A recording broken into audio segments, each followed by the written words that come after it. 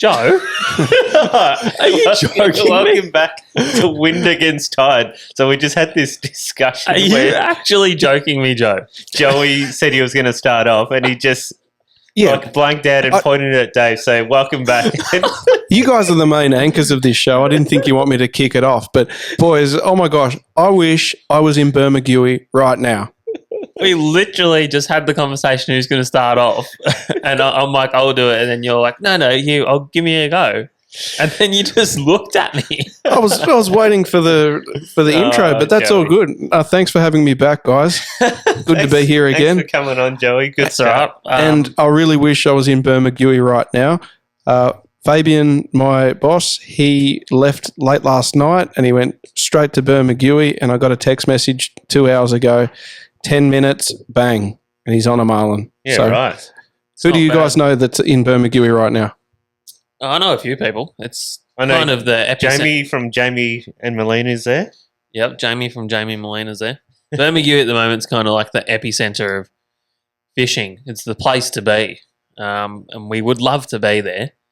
I think Adrian's going to get up there soon, but I don't know how I'm going to go with the newborn. But yeah, it's pretty exciting fishing happening up there at the moment. There's boats coming in, or not coming in because they're letting them go. They're letting the fish go, but they're tagging, upwards of 4 to 5 marlin in a day, which is pretty exciting. And the good thing is they're now on bait balls. Oh, yeah. Which is That's probably tinny season. Yeah, I've heard that. I've heard that they've been, pitching the liveys at the bait balls, or doing your livey and dragging it away from the bait ball, whichever way you like it. yeah, it's definitely our favourite way to chase them. So yeah, well, oh gosh, I'd love to. I'm gonna have to weasel my way up there somehow, I reckon, Well- Joe. How's the weather looking the next few days up there? I don't know. Would you like me to do a live check? Yeah, of course. All right. Well, I will open my phone. I heard it's extremely hard to get accommodation as well up there.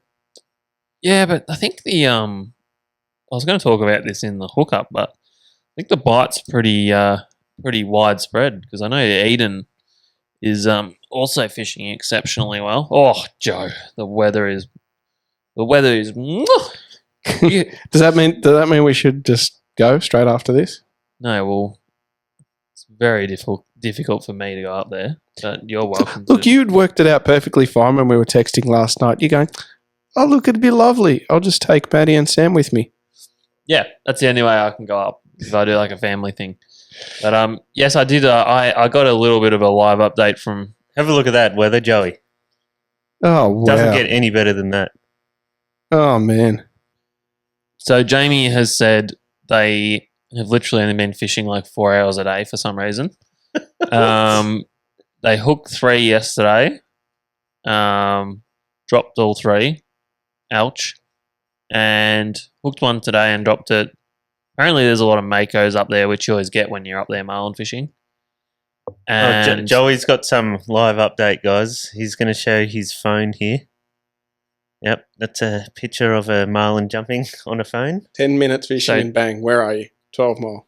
10 minutes in. Very popular spot, the old 12 mile. So yeah, where was I, Joe? Oh yeah. So yeah, Jamie and Melina. yeah. So They're only fishing 4 hours a day, apparently. yeah, so stacks of fish up there, and looking good as the moon dissipates. Should see the fishing probably get even better. Really. So going into that new moon phase? Well, I think so. I'm no expert. There's definitely been plenty of times where there's been a lot of fish caught over the full, but I have found it to make it a little bit more difficult sometimes. Yep. And 100% agree with that, Dave, because you feel like they feed more in the night when it's a full moon, because fish become more active, like the bait and stuff. So Yeah. So we know there's no hard and fast rules, but I always find, especially with like big tuna and pelagics in general, like kingfish, tuna, whatever, game fish, that when there's a full moon, quite often the bite, as you're saying, very early or very late, because they're starting to switch on again for the night. Yep. Having said that, as long as you got baits in the water, you're a chance, aren't you, Adrian? 100%. You just got to go out, get off the couch and get out there, I reckon, because that's the only way you're going to catch them. Oh yeah. If you worry about all the things that could could stop the fish from biting, you'd never go, would you? Nah, that's it. Like, for instance, this morning I went and Brendan was just sending me death weather reports and stuff. I'm like, what are you talking about? It's like calm as. Yeah. And then he's like, no, it's windy. My dongles in my house are dinging. Yeah, it actually was quite breezy at my house though this morning, which is Yeah, weird. right. But like that Med-Eye that you just had up before, it's such good localized forecasting that you can look exactly where you're going, and you knew that where you were heading was going to be really nice weather. So that leads us beautifully mate. into a little trip report for you, Adrian. Ah, yes. So this morning I did a sneaky trip. I was supposed to work, and I'm like, oh, you know what? I finally got tags delivered because I've been waiting on tags. Well, Tag at 100 hit a bit of a pothole. It did. We kind of stalemate for about 2 or 3 weeks. So We didn't have any tags. I was stuck on about 7 fish for a long time, Joey. You're gonna have to improvise with some tags. Is that acceptable? Can you make your own little tags? Oh, Joey, I don't think you can. Yeah, just make your own ones with. Come on, we're in a refrigerators factory here. Well, surely you can whip up something with some heat shrink and just wham it into a tuna or two. Why not? Actually, good Well, point. yeah. Look, there is a bit of a tag shortage going on because I emailed my tag man from Department of Primary Industries or wherever it is, and he is only allocating me 10 at a time as well. I Crazy. said, mate, I would bloody use 10 in. Well, all going well, you Yeah. could use 10 in a trip. Oh, 100%. Like, I could have tagged 9 last week, Mm. and I had 1 tag left. So, Yeah, so look, I'm gonna jump in and help you with your tag at 100, Adrian. It's the only way I see it getting done. well, today I launched nice and early at Stony, and I actually went under the San Remo Bridge quite early. I don't know if you can see that, Joey. Oh wow! But I sent this to Brendan because he was living his 3rd day of the day. I was actually up. Oh no, I wasn't because I was like 4 a.m. And he's like, where's that? I'm like, oh, that's, he goes, is that a UFO? And I go, nah, don't be an idiot. That's the bridge. He goes, oh, it's San Remo. And he goes, it's terrifying windy out there. Like, yeah, it's just ridiculously windy. And Dave's like, yeah, it's 18 knots at South Channel Pile. Ooh, Yeah, it actually was. that's pretty scary. Yeah, but it wasn't there. I'm like, well, it's 4 knots here. So I went out. Isn't that crazy how the wind can be different from? What's the eastern entrance to the South Channel Pile? How many kilometres? 50, 60, 70? I think it would be probably about 70. Yeah, so 18 knots down the South Channel, and you had nothing. Fair Yeah. to say? Yeah, I had about at least maximum I had was about 8 knots today.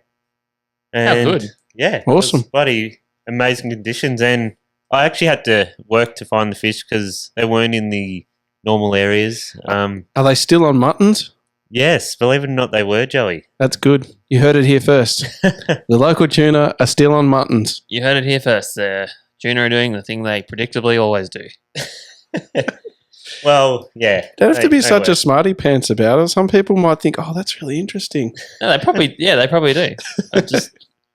I just want to hear all the details of Adrian's trip because I want to get through the fishing part and get to a little bit at the end of the trip. Ah, so you So- heard about my little mishap, did you? Yeah, but let's hear about the fishing first. Let's get that out of the way. So I finally found the fish, found my own pack, got away from the boats, and yeah, it's just reel screaming, as you can see there.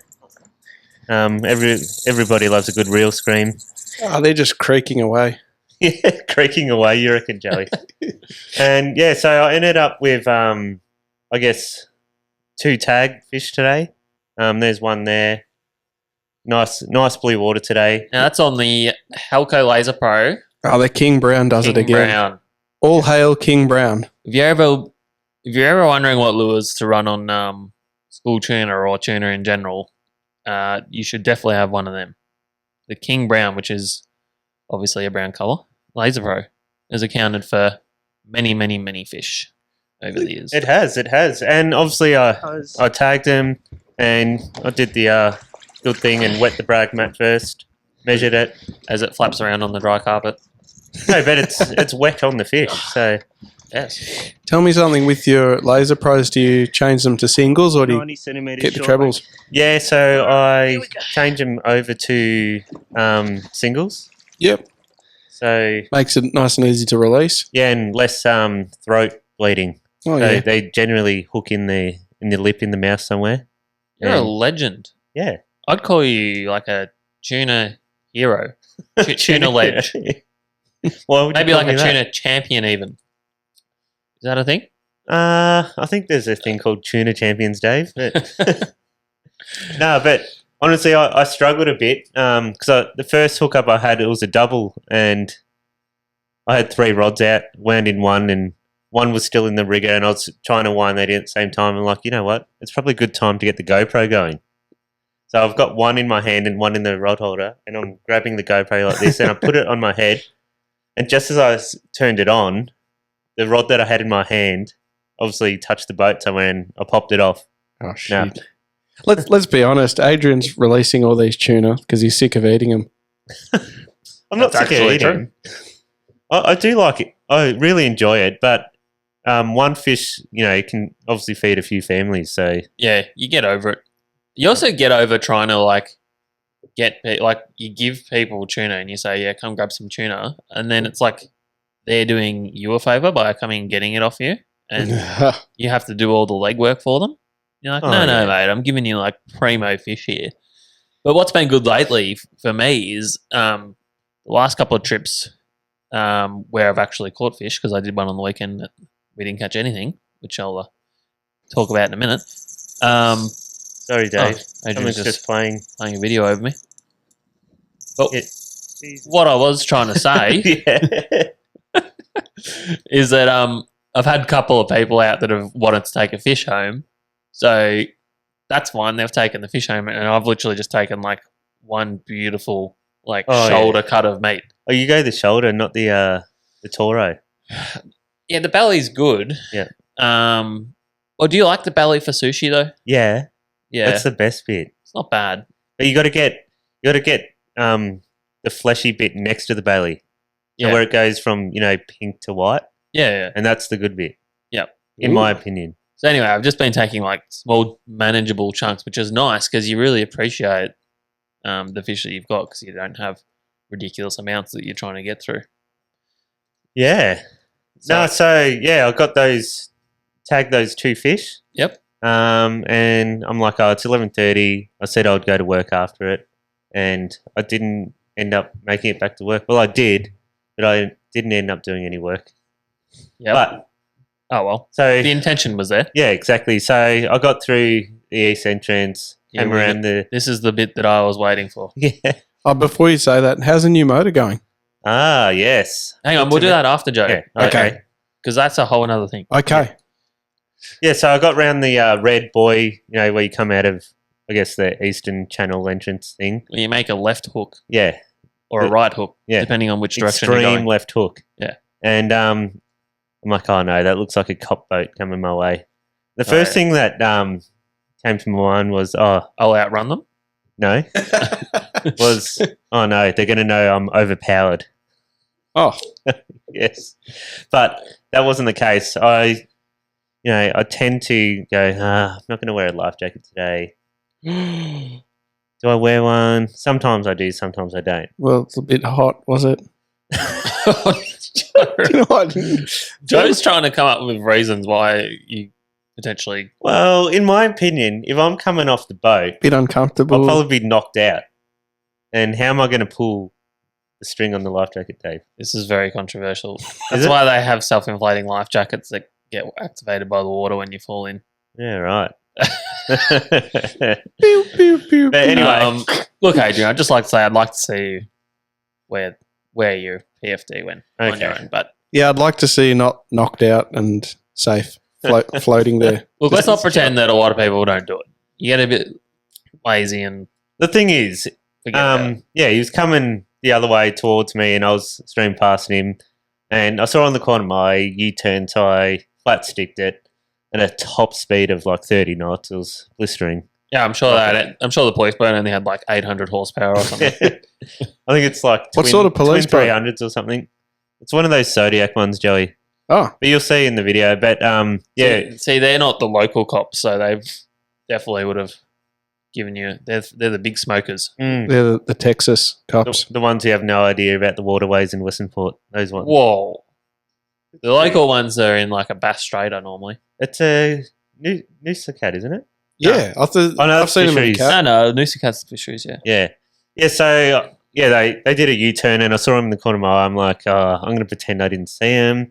And like, you know what? I'm in an open boat. There's no point in even trying to attempt to put a life jacket on in front of them because they're going to see it anyway. And this is, I guess, the video of what happened. So, How are ya?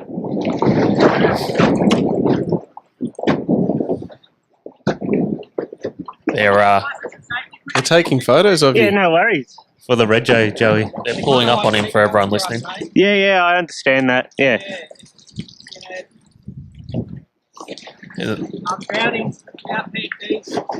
So Yeah, I hope their ticket was waterproof. Yep. Yeah. So pause that. We'll Yep. do a quick little Yep. catch up because it's it's kind of hard to hear the Yep. the lovely policeman. So he's saying that Woman. they treat life jackets like seatbelts. Hang on. Joey's called the policeman a woman. It's a policewoman, not a policeman. It was a man. No, it wasn't. It was. Come on, can we replay that? Can we just check it? We'll see more of him in a sec. Okay. Joe. So Dave's recap of what he said. He's saying, on the water it's like a seatbelt to us, basically. And I've just said I understand that. So we're gonna go back to the Yeah. Oh, to him.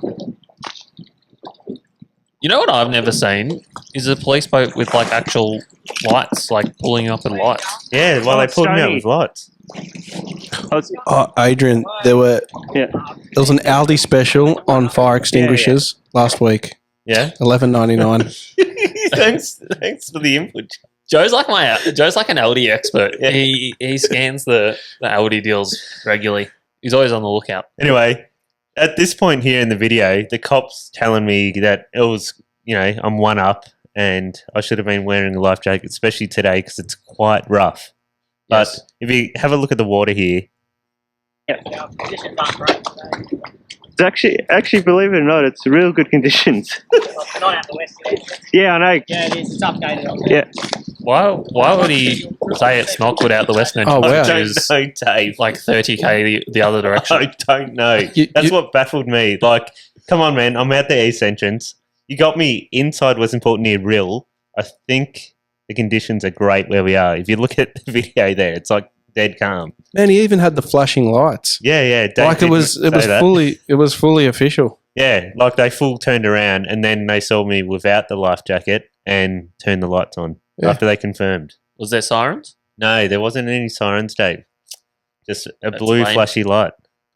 Thanks. Anyway, good work, Joe. Hey, you notice they don't have a red flashy light there? No. Yeah. Is that so you don't get confused with a navigational light? Yes, that is Probably. correct, David. Yeah. Yeah, so So Yeah, you're a I bad think boy. so. No worries. Yep. yeah, Perfect. it's going to come in the mail. Thank you. I thought So they were yeah, giving How you- are ya? Oops. Crikey, it's playing again. Yeah, so the reason we're playing this is we're going to establish a GoFundMe I account did for say Adrian. that to him too, but I mustn't have put it in the video. How much do you think that fine will be? Don't know. Apparently, it's coming in the mail, and I got a pretty good idea. Okay, so I've committed the same Oh. offence before. I would just like to point out that I've been accused of being blasé with life jackets before, but I have never actually been like not wore one in a tiny boat. So well, they didn't get me for the boat size, Dave. They got me because I was one up. That's Yeah. what he said to me. He goes, you know, it's one up. Come on. so It wasn't because Joe, of the small boat. Look, I got a 4.2 metre dory. Yep. And about 10 years ago, I got done down at Flinders. And that was $360 back then. So with inflation and cost of living going He's up, really- And then- I'm going to estimate your ticket's going to be about between $500 and $600. that's a lot of inflation. $500, $600. Come on. Yeah, well, For a PFD. it could be. But did I die though? We're currently there's a war happening as of like today. Yep. So that Explosions have gone off in Kiev. The Russians have started Oh, you're moving going to into say Kiev. explosions are going off at petrol stations with inflated fuel prices. Yes. $2.05 unleaded in and around Melbourne. Dave is racing to fill up his car straight after this podcast because apparently it's $1.69. I'm going to go hook the boat up. I'm going to hook the boat up to him and fill it to the brim. Usually when Dave fills up the boat at the servo, I can just hear him go, yeah, yeah. Yes, it's not as cheap to run as You're so thirsty. it's not as cheap to run as Adrian's boat, which I believe has gotten even more fuel efficient because this week Yes. we have a new addition. Oh, yeah. The new edition. Oh, is this engine stats? Did you like that segue, by the way? Yeah, it's a good transition there, David. Nailed it, and then ruined it by talking about the fact that it was a good segue. But, yeah, so this week, it's no secret, I've gone from the 50 Merc to the 70 Yummy. And I got to say, it is probably, the best thing the boat's, got on it now because it is the right power ratio to the boat now. Well, Because I've added so many extras, it was just a slug. Yeah. Well, you are carrying a lot of weight. You've got an underfloor fuel tank, is that correct? Yeah, 97 litre, so. 97 litres. So how much do you reckon that weighs? An extra 100 kilos? Well, A litre a kilo? Yeah. Like, what do we? well, the tank probably weighs Hang on. maybe 10 kilos. Hang on, even I can do this maths. Oh, come on, what is it, smarty pants? What we do, we went up 50 litres, didn't we? Yeah. And then how much would the stainless weigh? You reckon 10? No, it's not stainless, Ellie. It's Oh, Ellie Ellie. boat, yeah. Oh, so that's not much either. Yeah. So we've added about 60 kilo. Yeah, so it's quite funny because when I picked up the boat, I launched it like straight away. There she is there, the 70 on the back. And I'm like, I'll do a prop test, see what speeds I can get. And I've got to play around with the prop a bit just to get the maximum speed a bit better. But So was that just out of the box or upgraded prop? no, it's out of the box. They've ordering a stainless prop in for me, Mhm. which should get me a bit better performance. But where I bought the boat from originally, they're a Merc dealer, JV Marine, and yeah, the big boss is Mark Stav, and there he is backing down with Michael, one of the salesmen, doing a boat test, and they're all waving at me like, "Oh, hey, Adrian, hey," and I'm pointing at the Yamaha like this, and they're just like shocked, like, "Oh no, what's he done?" They're shook. But what happened is I actually went and approached them first and like, "Can we put a bigger motor?" And they said, "No, we can't do it." Yeah, they're not actually allowed. No. They're all tightly under the reins of Mercury. Yeah. So, how is it? She's punchy and she gets well over 50 in any conditions. So Wait, hang on 1 minute. How do you actually get around that if the place says I don't want to put on a bigger powered motor on it? What, do you just go somewhere else and they get you to sign a waiver? Like, yeah, kind of. They just say if you die, sign here. no, they just say installed to owner's instructions, and that's what they've done. So Cool. yeah, So, yeah, that's probably, you're right. Like, it was a bit underpowered. it was a slug, Dave, like a actual slug. But the thing is, most people they sell these boats to, like, it's the one. It's one of those boats where you just walk in off the street and you buy a combo deal. Yeah, With the motor, the Big Mac motor, and then you take it down to an enclosed waterway, and away you go. But you've bolted so much stuff onto it. it's a weapon. Yeah, Absolute Oh, weapon. it's awesome the way you've done it. But it's had weight added, and also the conditions that you fish in are offshore. It's supposed to be a riverboat. It lives most of its life offshore. Hey, Renegades are quite good hulls for that kind of fishery. No, it's nice. Rides really well. It rides even better now, believe it or not. Sits higher, more power, more control. It's just amazing. I'm in love with it. Like I really got to stretch it today, and it just rode so well. That's But yeah, I got a bit of footage of the Mercury boys there from JV Marine, Mark Stav, and it's actually a quite funny video. So here they are. Look at these guys. They're upset at me. They're laughing. Look at that. They love it. Good stuff, guys. There you go. Oh well, that's good. I'm glad that that's working out for you, Adrian. And they actually Did they offer to buy back the old motor? I'm not sure who bought the old motor, but I traded it in. So yeah, but they actually said, you know what, that's probably well suited to that boat you got now. Like, they agreed with me that it's the better power to weight ratio for the boat. So Yeah. Now, if I can pump up a future episode we're having, I actually had a chat to our mate Dave Mayne from Mercury Hey. yes, today, who is busy. Yeah. That's why we've ended up with Joe. Oh, right. No, we're very excited to have Joe in. But Dave is actually going to come on, not next week, so we'll have to get someone in next week, but the week after. And Dave Mayne is CEO of Mercury Australia. Did I already say Yeah. that? I Yeah, already yeah. said that, didn't I? I think so. We spoke about him before because we've actually had him on the phone before. Well, we can guarantee you're definitely not sponsored by Mercury, Adrian. No. I'm not sponsored by anyone, Joey. Why That's- not? Why? Because not? I can buy what I want and use free what I agent. want whenever like I it. want. That's the way to be. Mm. Yeah. But yeah. Wouldn't it be awful to be tied to some kind of sponsorship where you're pressured to have to use their goods and products for every fishing trip? it'd be horrible. Are you looking at me? I'm not sponsored by anyone either. You know what? You know what? Speaking about sponsorships, we don't have any, but we do have a lot of guys around us that help us along the way. Like, for instance, Hastings Fishing Online, they look after us like every time we go in the shop. Yeah, We don't- they're awesome. We never ask for anything. We don't demand anything. We offer to pay, and they give us, sometimes almost cost price on things. So, it's Yeah, amazing. well, sorry, I'll just quickly finish. Dave Mayne coming in a couple of Yep. weeks. That's awesome. Adrian's going to be on trial for his brand swap. But we're going to talk about all the exciting stuff that's happening with Mercury because they're at the head of the field with developing motors at the moment. Yeah. Are we going to go on that VTOL before he comes on? Oh no, we've been trying to get on this bloody 600 horsepower thing for Mhm. ages. So I don't know. I think it's in Gippsland at the moment. So No, they came back into Melbourne today. oh well, maybe Yeah. we will. We'll talk about that with him. Wait, so, a 600 horsepower outboard. V12. What? don't you know You've about been this, living Joe? under a rock, Joe. Look, I heard there was some good engine, but I don't think it was 600. Oh mate, yes, Mercury's doing a 600 horsepower, Mate, I- and it steers from the gearbox. too. Yeah, the cowling doesn't move with it. Mate, I'm going to set my VCR to record for that podcast episode. Yeah. VCR. He's got a VCR player still. Wow. very good.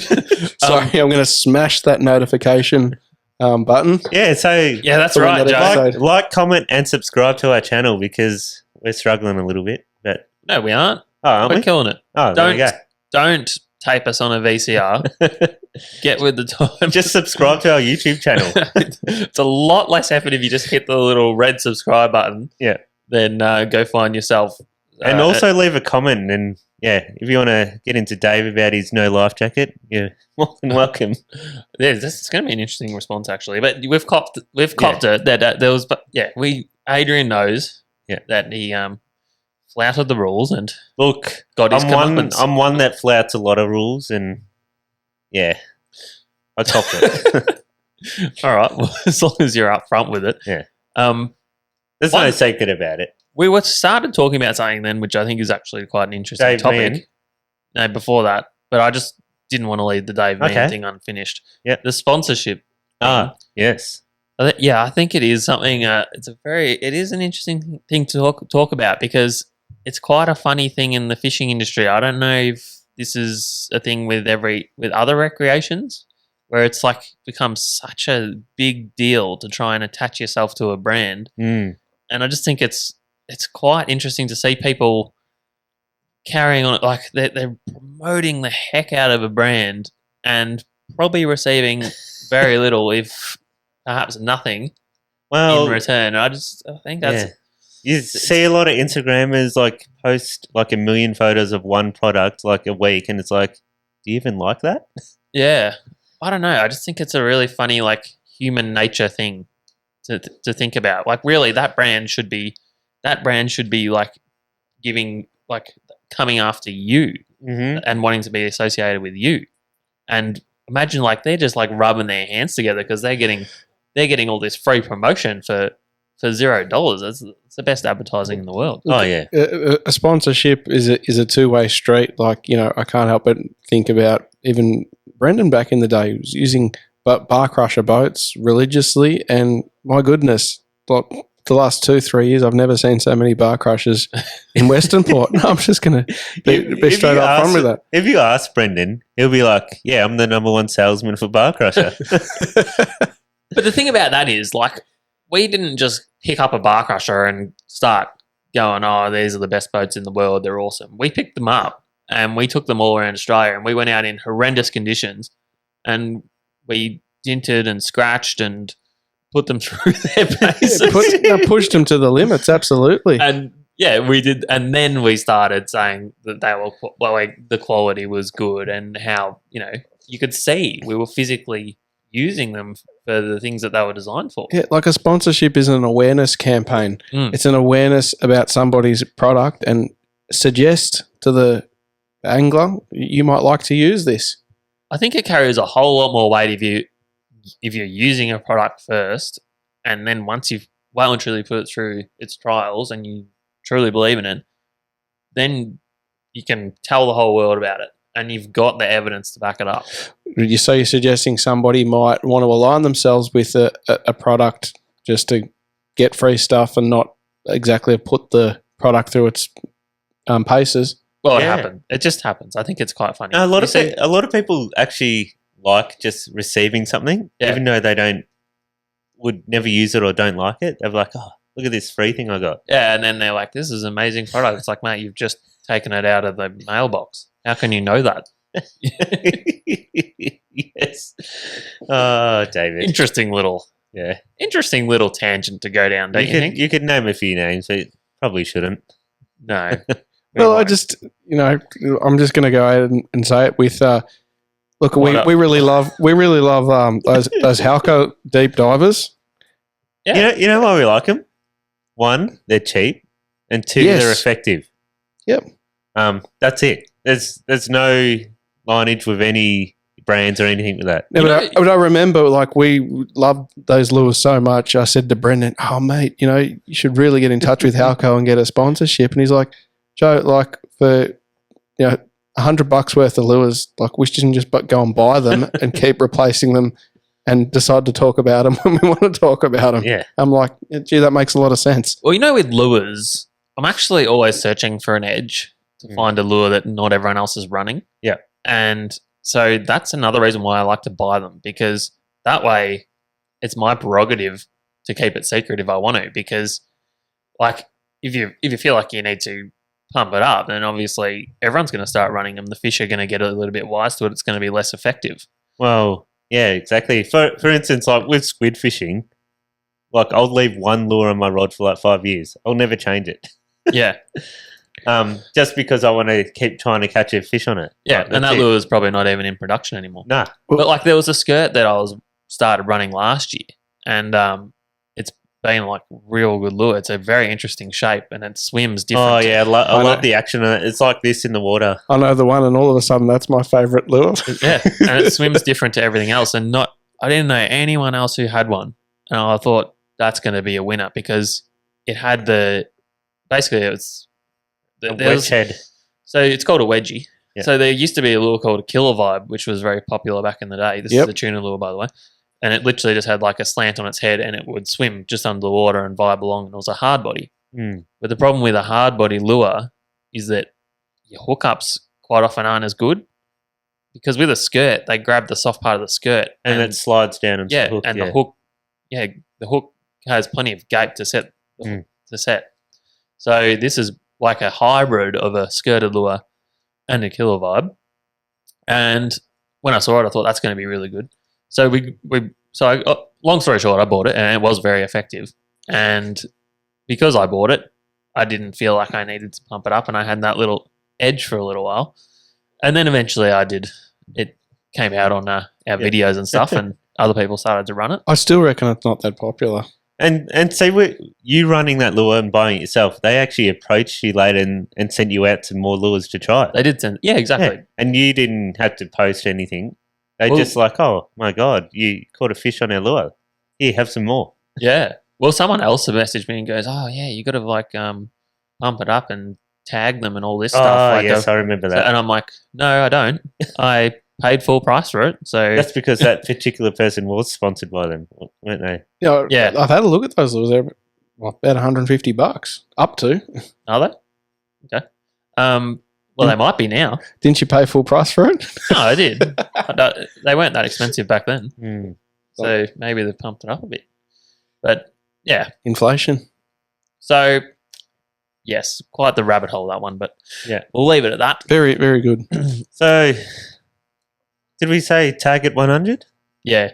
Oh, we're up to 9 now for Adrian. Can I make a suggestion with Yeah. up to 100? Like we need you need some like special like segment there, just like Yeah. a little flash, like what number you're up to.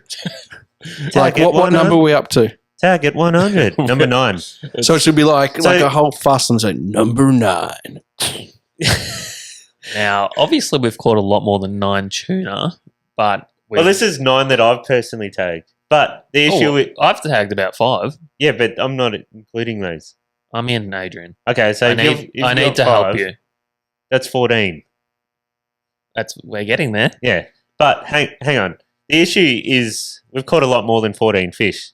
The issue is that receiving tags off, game clubs or from the DPI directly can take some time, and they only send out 10 at a time. So Yes. you get, a couple of weeks where you're catching fish without actually tagging any. We've had tuna sessions where you get 20 in one, and Yeah. those times are coming up. I'm thinking March, April, Yeah. May. That's what we need. We need Yeah. a few 30 sessions, but yeah, we'll run out of tags if that happens. No, but yeah, you knock over a 20-30 session, that knocks out a third of the target. So that's it, done. All right. Well, Awesome.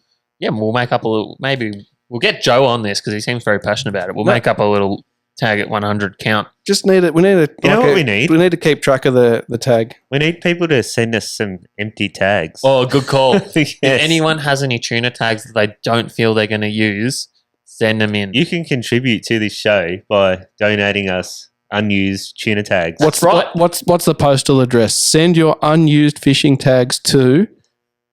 Adrian's workshop. Yeah, exactly. No, send us a message. Yeah. 'Cause we don't want people sending in like anthrax and shit. So we've got to vet. Well, we're in that age, aren't we? Yeah, we've got exactly. There's a lot of war going on. There's going to be someone that hates you. Yeah. Ukraine might bloody send Well, something. Joey, speaking of someone that hates me, Yes. Good segue. Sunday. Oh, Me and Dave went fishing, so To Peter Griffin for You Know What Really Grinds My Gears. Thanks, Tom. You know what really grinds my gears? this is a big grinder. Oh, This is a big gear grinder. I'm scared. yeah. So on Sunday, I noticed because Dave came over, for dinner or whatever, and he gave me some tag cards to send in with mine, and he left it on the bench. And then Sunday night, after we went fishing, I went to put them in my car so I can send them in the mail the next day. And I go, hang on, what's that on the back of my car? And it was paint all on the side of my car at the back. What sort of paint? Well, house paint. We need Brendan in to colour match us and tell us what colour. I think it was kind of like a surf mist colour, Joe. What happened? No, I think it was more of an off-white. Off-white. That's what Are you saying somebody that's- gave you a spray? that's what surf mist is, by the way. I know. I work in refrigeration panel, and that's what colour it is. Okay. Aggressive. So somebody, and we've kind of traced this back to Stony Point Boat Ramp. Yeah. Because what happened is I found paint on my car, and I go, oh, shit. It wasn't there this morning when I hopped in my car. It's got to be the boat ramp. And I messaged Dave on Monday and said, my car's got paint on it. And he goes, oh, it wasn't your neighbour at the factory here. I go, no, Dave. It was Sunday night that I noticed it. And it wasn't there Sunday morning. So that leaves it to the boat ramp. And then I go, Dave, can you check your trailer for any speckles of paint? And there it was, speckles of paint on his trailer. Because it was only on the back rear right side of my car. Like someone flicked paint on it and it went over, the roller door shutter thing. And it's quite a nuisance. It just terrifies me getting a new car to have to worry about that kind of crap. So this just grinds my gears. So let's actually get angry about this. I don't know why this has been done. I can't think of anyone that got upset other than Adrian flouting the laws with the police. But that was before this. And you just don't deface other people's property. Adrian's worked really hard to have a nice car, and where we've gone out fishing to de-stress, not bothering anyone, doing our own thing like we always do. And for someone to see his property and think it's okay to damage it by throwing paint on it, which why are you carrying paint with you? It's absolutely shithouse. And we are going to find out who it is. And using a very special set of, what's the line? The Liam Neeson line? I will find you. Well, I don't know if you can see that, Joey. There's paint all down my car. Oh, wow. Yeah, and it was all on the roller door shut as well. And that's why I'm like, it's got to be on Dave's boat trailer too. So was it, do you reckon other cars got done? And no, because I was parked just past the gate. The car park was full. were you So I was parked, under the tree. were you parked somewhere you shouldn't have been No, parked? no, I was off the road. And the other thing was my safety chain was undone, Yes, which Adrian was like, Dave, did you leave your safety chain undone? I'm like, because that seems really odd. I would never do that. Dave hooked up his boat on my car. Lucky the winch handle was still there. People swipe them all No, the time. She's attached. Yeah. So that Good. was all right. So, yeah, the line is developed a very special set of skills over the years. Skills that make me a nightmare for people like you, paint throwers. And I will find you, and I will throw paint back at you. No, it's just a stupid, malicious attack. Like, what goes through your mind and go, I'm going to flick paint at Adrian's car? And how on earth do you get that off now? Well, it comes off car paint quite easy because it's, you got The a Dew finish coat. on it. Did you have the ceramic coating, No, paint protection? Because I actually It's had got a this. clear coat. I actually had this one. It's called Dew Coat. Oh, yeah. Because I learned this because actually once before I parked my car out the front of Brendan's house. Yeah. And we went off on a fishing trip and I came back and some little turd had spray painted his tag on the bonnet of my car. Yes, I remember that. Oh, and I wow. was furious. And it just so happened I was with paint expert Brendan. And he's Yeah. like, oh, don't worry about that, Dave. That just like wipes off because the crap quality spray paint can they use can't adhere to your car paint. Exactly. But, yeah, the issue was not the car paint itself. It was the plastic trims around it Oh, that got stained that you can't wipe it off. So, buff it out, or maybe a car detailer can do something with I it. don't know. It's just annoying. It's absolutely infuriating. And that's, Shit house. yeah. And that really Grinds Dave's gears. Oh, on behalf of you, and like there's only it didn't really affect my trailer. No, he does Thank God, that three would've been little a- speckles on Thank it. God, Joe. We would have been in real trouble then. Yeah, so that kind of rolls into the fishing reports, given we haven't talked about that trip. Yeah. How'd you go, Dave? Do you have a little opener for the hookup? No, do you want to make us one? You are a musician. Oh, I'll Quick, see what I off can the top come of your up head, with. go. Come on. It's the hookup. It's all right, I did it. That was horrible too. Yeah, so the paint splattering incident was last Sunday, was it, Adrian? Yeah. So Yeah, that's so- when we went fishing with your good mate Reese. Yes. So actually, it's a good example to point out that these fish at the moment are very off and on. If you are chasing tuna locally and you do miss out and you feel like, why me? It's not just you. There are literally days where they're just not on. They're not feeding, and it seems like they've disappeared. Or like you pointed out a couple of weeks ago, on in the morning, not on in the afternoon. That's it. So yeah, Sunday we did 160 k's out the eastern entrance. And you know what we caught, Joey? Gurnards? Couple of wahoo. Oh, wow. Oh, it's a cooter. Yeah. Joey thought it was a wahoo. No, I thought it was What- it was Dr. Yeah, Snook. no, they were giant barracudas What there. we call bass straight wahoo, Joe, right Yeah. there. They took the Deep the divers. Halco Browns and stuff. Yeah. So yeah, we went from Kilcunda down to past the back beaches of Port Phillip. Circumnavigated Phillip Island there. And That's then crazy. How can you do 160 kilometres one day and not see them? I don't know, but at $2 a litre for fuel now, I'm regretting doing that because I still have to refuel after that trip. And my boat uses a lot more than Adrian's, that's for sure. Yeah, mine would have used about 43 litres that day, but yeah. Yes. So the hookup.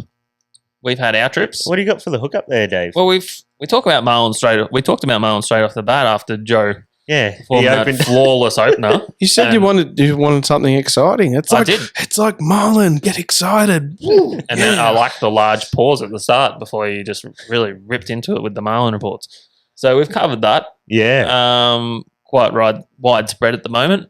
Bermagui to Eden for us Victorians is probably where most people will I think be fishing. Tudor as well. They're getting them there as well. So Yep, probably. Dave, I'd like to know how the whiting actually going. They're going great, Joe. They're happy in their little sand holes, Tom- nipping around at various worms and crustaceans. Fantastic, because there's some people that might like to know how the whiting's going. Even Thomas Pinter wanted to know how the whiting were going last time. Oh, He you did, actually listened to our podcast, Joey? Yeah, I did. So Wow. Dave needs to be asked about whiting regularly. Well, if I was to talk about whiting, it would just become like the Port Phillip snapper thing where it's just like a constant thing. Oh my So- god, they've been going really good. They've been going really good. Port Phillip snapper, Yeah, tell me people are more. getting like 80 centimetre fish, like first light, just bang triples, doubles. There's We're only back on. Let's go. Adrian actually said, "I think I'm going to do that next trip," and I said, On plastics, eh? "And I said I shan't be partaking in that, Adrian." Yeah, he did. And How good is it? Cube up some pilchards and just toss them out there and just huck out a few silver whitings and pilchards and just watch the rods just freaking buckle right over. Tossing and hucking, nothing better. I think I was more into tag at 100. Yeah. No, look, it is a good option. That's for sure. Yeah. So the kingfish are still good locally. Yeah. how'd you Actually, go? yeah, true. I went out last night for 2 hours, Joe. On the Kings. Yeah, I targeted the top of the high tide change, Yep. which is kind of primo time, and we fished Boy 12. Oh, I did you said it out pioneer loud. that? I said it out loud. Boy 12, where there's been, everyone knows now. Yeah, but like one day they're there, one day they're not, right? Yeah, exactly. So there was a dozen boats on there, and I didn't see anyone hook anything. So we did a couple hours jigging last night, and that's kind of the first time we've really gone and checked it out properly. Mm. Hey, did you get Jigger's Pit? No. Have you heard? Do you know what Jigger's Pit is? Yes. Well, when I went kingfishing with I wanted you Brendan, to say no, Dave. I So know we he could did. continue his story. when I went kingfishing with Brendan to New Zealand, like we're jigging for kingfish, and then Brendan's like kind of rubbing his under his arm. He's like, "Oh shit, Joey, I've got Jigger's Pit." And it's like, "What do you mean?" It's like, yeah, Jigger's Pit. Like chafing under my arm from jigging all day. So The very Jigger's Pit. Actually, the very interesting thing about last night was I noted Brendan was going with the sluggo soft plastic technique. Yeah. I said to him, that certainly looks like it's a little bit less taxing than jigging. Interesting. I suppose that's just a coincidence, is it? And he's like, oh, yeah, Dave, yep. I just thought I'd change it up a bit. Did he even try a jig? The He middle had jig? a jig. Yeah. He had a jig. So Yeah. me, Reese, and Brendan. please ask him for me when you see him next if he got Jigger's Pit last night. I don't think so. So, yeah, that was a classic little trip, actually. Ah, very Some good. classic Brendanings going on. His electric motor remote ended up in the water at one stage. Oh, no. Oh no, that's expensive, man. I grabbed it, but it Did got it float? waterlogged, and his electric motor then went on full speed forwards and started trying to ram us into the metal buoy. And so we had to like fling the main motor. So we had like the main motor in reverse hard, electric going forward. Lucky we didn't tear the boat in half, really. Yeah. Oh, while we're Um, taking pot shots at Brendan's tinny, I'm not. It's a simple electronic malfunction. how's his live bait tank going? Has he drilled out that extra big hole? No. His live bait tank still sinks the boat every now and Yeah. then. So So it yeah. overflows straight into the transom. So you dropped the remote in the water. Shouldn't they be waterproof, these things? Yeah, you'd think so. But then it like shorted and just went full speed forwards. Into the buoy. It wanted to. And what'd you do? Just rip out the power supply or something. Yeah, I pulled the plug out. Yeah, right. Yes. Good, So, quick thinking from Dave. yeah, saved the day. That boy wouldn't have known what hit it. Oh boy, So, yeah, kingfish, widespread. There's been some good ones in the rip. reasonable ones in the rip. The ones that are in Dave, Western Port seem a very nice size Yeah. class. The ones in the rip seem mixed.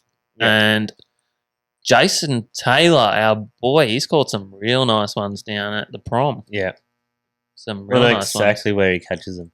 ones. Yes. I'm gonna give it away. I think we all Yeah. know, don't we? Yeah. Yes.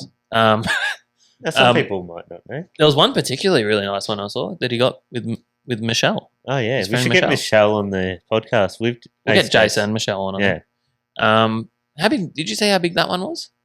I think It was a nice one. one, maybe. 1 point something. Yeah. it's awesome. All right. Yeah. So King's going good. I had a little bit of a Tassie. I've talked to Jonah.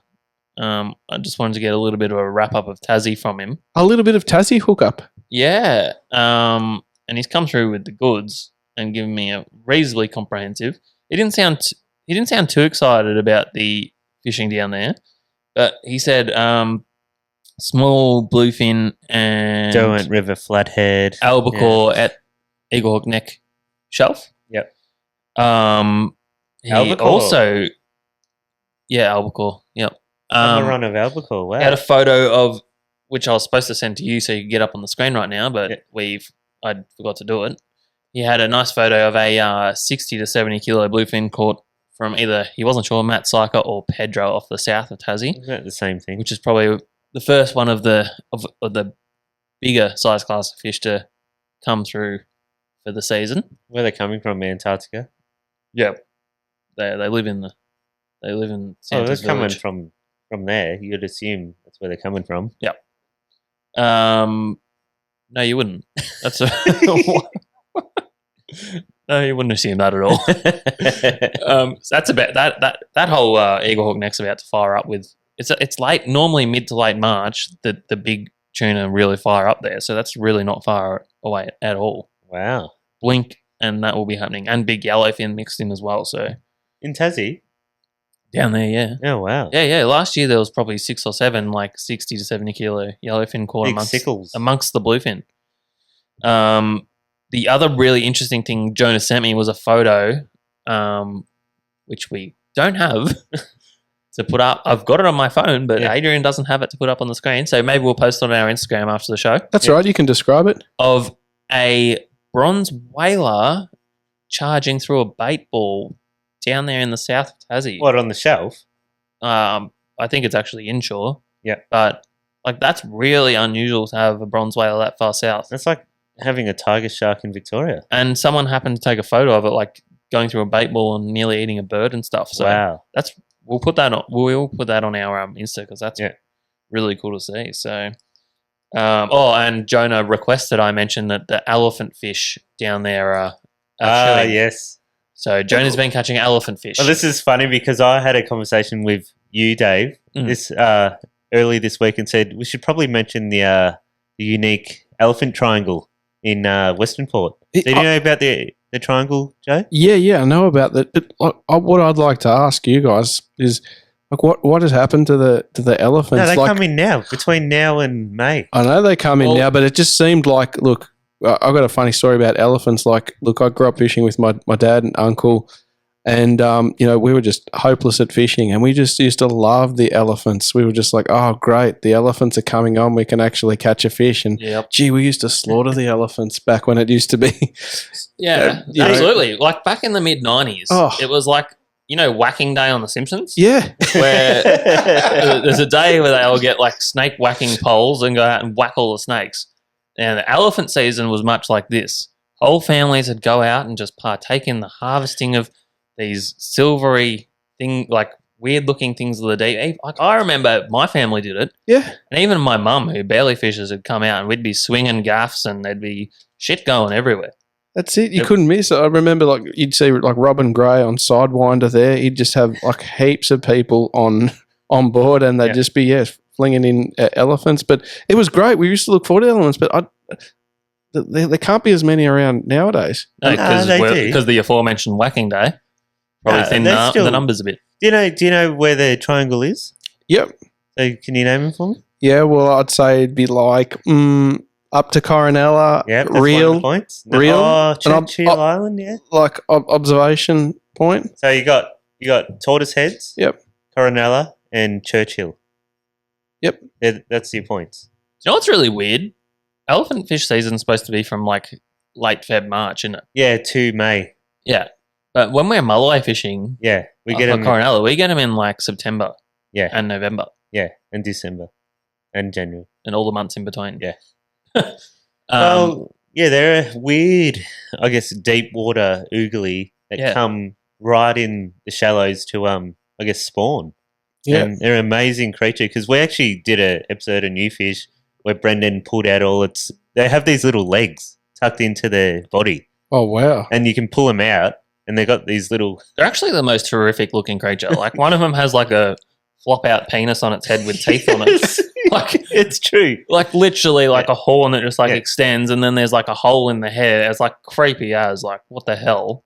And the legs that pop out of its belly. yeah, like oh. But what actually killed that charter fishery was the limits got reviewed because everyone was killing too many. Yeah. And It's only one you now, only isn't had it? one per person. So it wasn't worth running charters on them. So that was the end of that. But Yeah. excuse me. Oh, David. But would you say that they're not as plentiful as the normal run used to be? Like I just remember everybody would get them. Well, could you say it's like a cycle, life cycle? You know, with locusts, how they have one big cycle every couple of decades. You could say lots of things. Well, But would it be there's not accurate? much science in it, is there? Look, No. I can't say I've been personally targeting them the last few years, and I dare not say you guys have said, "Hey Joey, I'm going on the elephants." You wanna We're going on jump safari, Joe. aboard? The elephant safari. Yeah, so Jonah's been getting elephants Yeah. in Tassie, which he's very excited about. Great. So Yeah. that's about all I've got for the fishing reports for Oh, very today. So that comes Well up done. to our questionnaire time. Yes, and actually, I think we actually did get some questions in after all. I did put a shout out on Instagram, and just before the show, after it being up for about half an hour, nobody had sent a question in, and I was like, "Oh, this is awkward." No one wanted to ask Joey a question, I think. Yes. After I promoted that Joseph was on, everyone it was like crickets. Oh yeah, I think you kept me in the closet or something, Dave. You just wanted to Oh, surprise you're me. in the closet, all right. all right. Yeah. Oh, Joe, by the way, actually, we'll get to this in a minute because it's Yeah. one of the questions. And there's a little campaign that's starting to gain momentum. Yeah. A campaign. Yeah, a campaign, and I'm all for it, to be honest. Joe's getting real estate calls, and he's terrified he's going to miss them, and his real estate overlords will kill him. There's one particular good friend of ours who asked us a lot of questions. He's clearly listened to several episodes in a row. In the last few days. Do we want to have a look at some of those? They're on the screen here. Our mate So Stu, do we go from the first one? I don't know where it is. go up a bit. You've gone way too far down. Yeah. So So here's one for you, Adrian. Do you want me to read it for you? yeah, you can read it. Hi, Adrian. At the 10-minute mark. So what episode was that? That was a few weeks ago. I don't know. You talk about your rod and reel combo. Top water tuna. What rod were you using? I'm thinking of getting Shimano Torres 15 to 40 with Saragossa 6000. This is like a sight test. I'm trying to read this. With 30-pound braid. Will this work casting 20-gram metals to poppers along with a good all round, being a good all rounder for Western Port, snapper, and gummies? Well, I'm going to say the combo I got would not be ideal in Western Port at all. Those two things are a very different style of fishing. Yeah. One does not suit all. So what is the combo? The combo I got, it's we've spoken about it before, it's a PE2 grappler with a 4,000 size reel with 20-pound braid. And that thing would get murdered on any snapper or gummy or eagle because the current's really fast. You got a 8 to 20 ounce sinker on and you're just going to not have fun. It would well and truly be all right for catching the species, but the fact that you got to Yeah. run heavy lead and then you catch stingrays and stuff makes it, Yeah, the inappropriate. stingrays and the sharks that will destroy your gear. yeah. It's more the rods we use for trolling for tuna is the same ones we use for Correct. fishing. So with that, I'm using 8 to 12 kilo revolutions with a 10,000 gosa with 30-pound braid.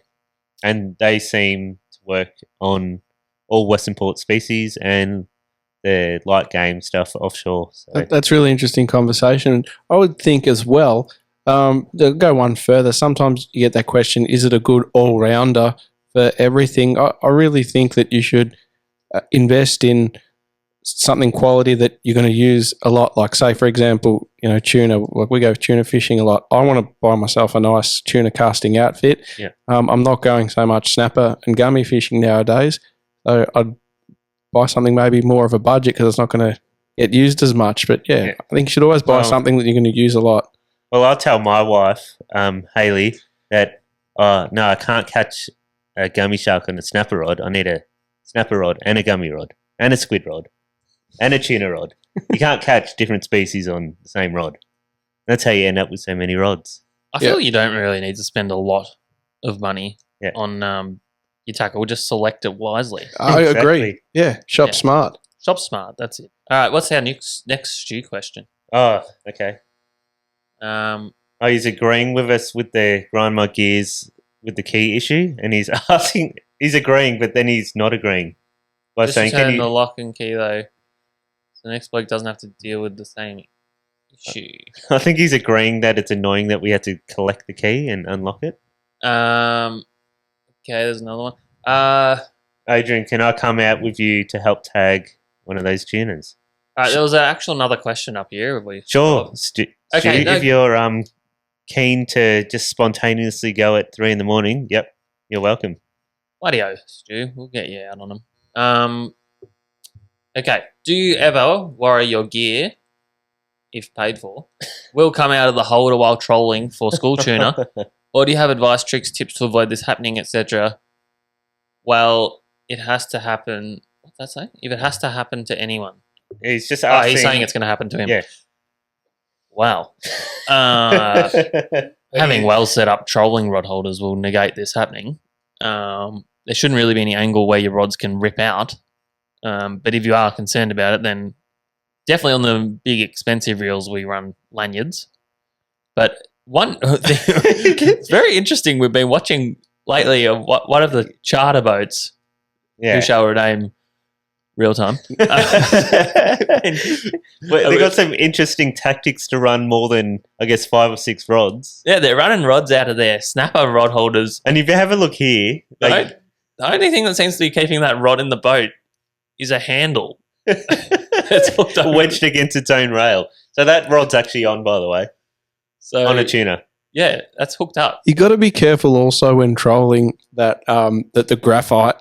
Sometimes you got the foam between the graphite. You don't want the graphite to be rubbing on the steel. No, you don't. Absolutely, great call, Joe. Yeah, I've seen rods snap. Yes, yeah, it creates The a weak jigging point. stuff, yeah. yeah, and you pretty much shouldn't really troll with those split grip ones because that'll happen. Yeah. It'll snap. Or like usually it's on those people double up the tuna rods for jigging rods, and they've got like the little bits of graphite maybe close to the reel seat.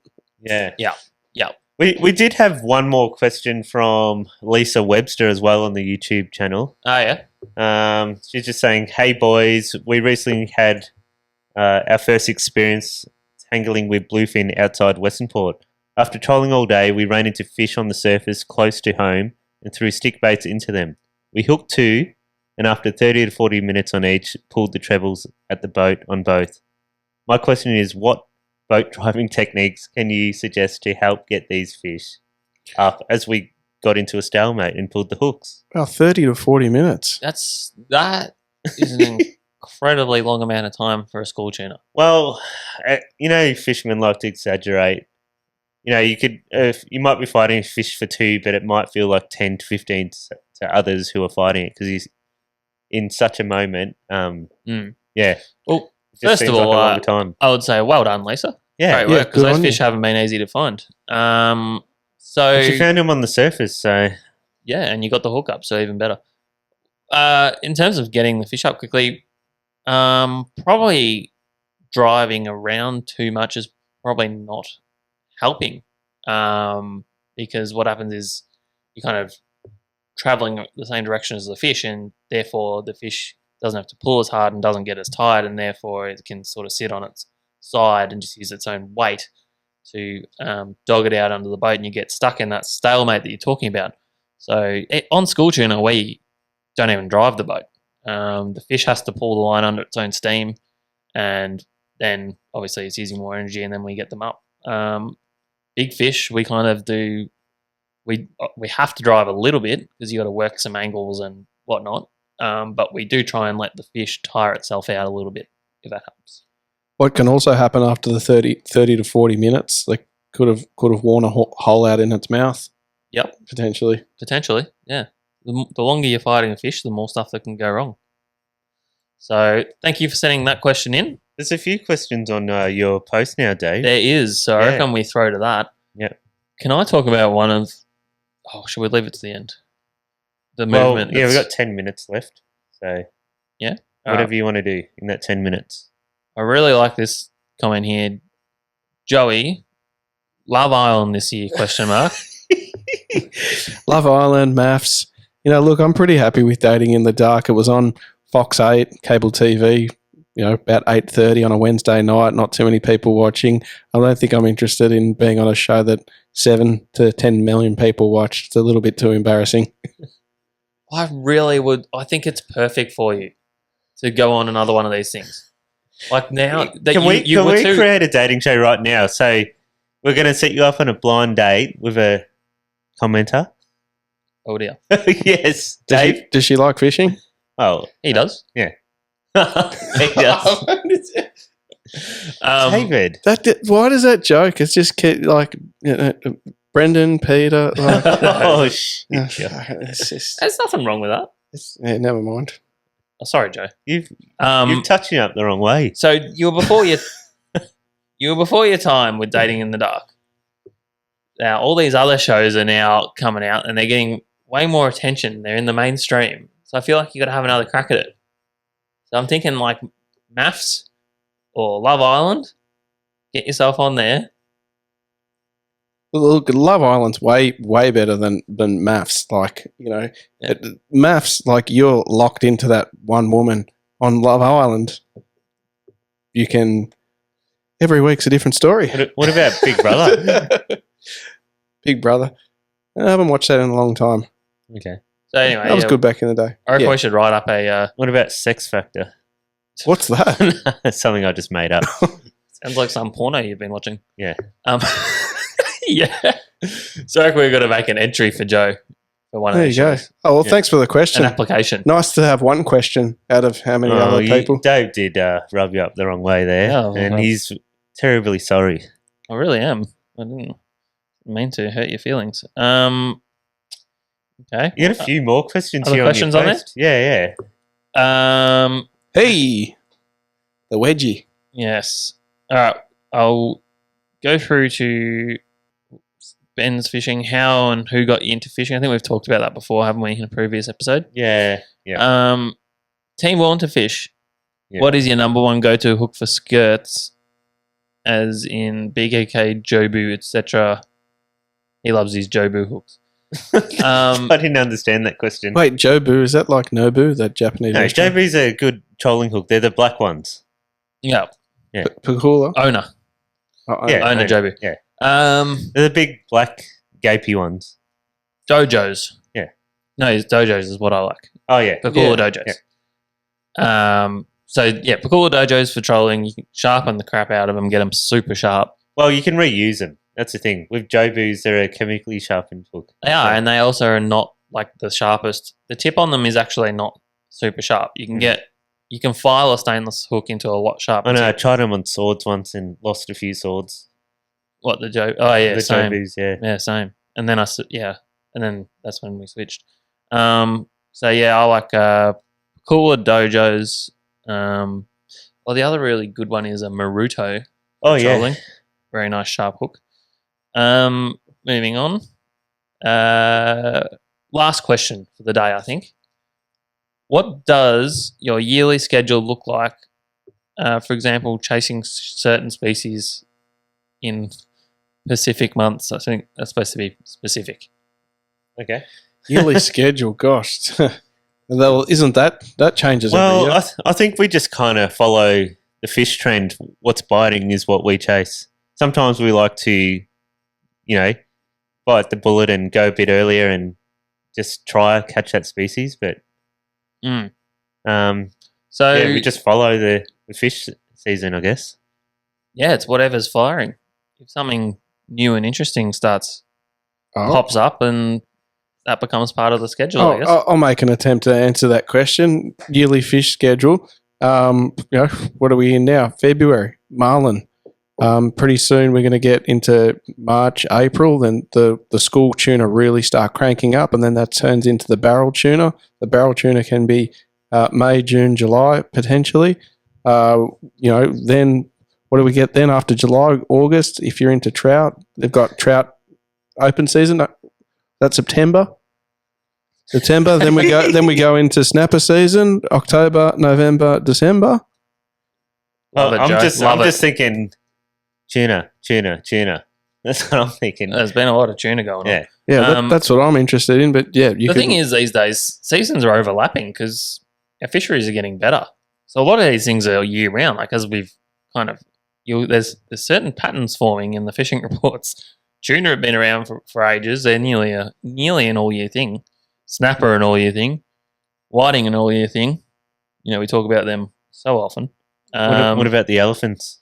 Elephants? Yeah. We just said out of season. We've developed a new elephant fishery. Yeah. So you can catch most of these things if you put enough effort in it most times of the year. But yeah, I think Joe's kind of put a vague timeline on. Well, except we don't do trout fishing. No. yeah. I know I think how we he meant, operate. yeah. Well, Thomas Pinter the other day, cod fishing. Like he said, he loved it. He said he loved it because you can do it all year round. You just have to adjust your tactics. Yeah. We're moving into cod. Yeah, cod I'm season. into that. Yes, that'll probably be the next thing. Alrighty. So yeah, thanks for the questions, everyone. Yeah, no. Really appreciate it. Keep sending them in. If you've got any that you want us to bring up on next week's show, send them in. We'll put up another post closer to the podcast, I think, and get everyone's thoughts. But that's another week done, I think, boys. Yeah. Yeah, sounds good. Stuff. See you on What's Love up, Island. you bloody legends? Thanks for listening to Win Against Tide again. That's it for another episode. Please like and subscribe to our YouTube channel. You'd be doing us a massive favour. Thanks, guys. Joey's Love Island. I love you, Joey.